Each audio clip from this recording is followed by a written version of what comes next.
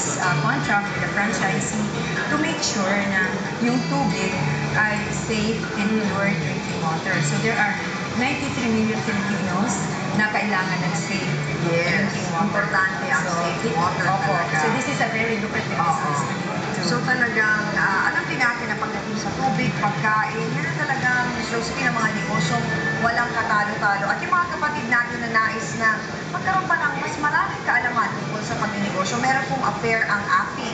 Itong July 21 to 24, can you tell us more about it? Manonood natin this is a good opportunity na kung gusto natin pumasok sa negosyo.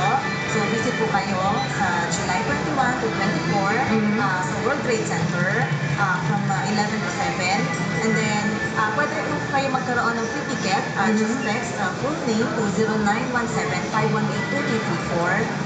So magkakaroon kayo ng free entrance. So sana magkita-kita kayo. We have around 280 booths na pwede niyong pagpilian. Oo, at yung lahat ay available. Pwede silang, kumbaga, ipili doon kung ano yung gusto nilang i-franchise.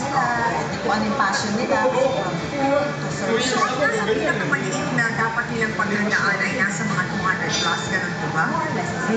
At yung pinakamataas naman, nasa millions sa pinag-uusapan. Mga ilang buwan po ba bago maramdaman? Na medyo may bumabalik na yung, depende rin sa yung nilabas. May mga 6 months to 1 year, usually.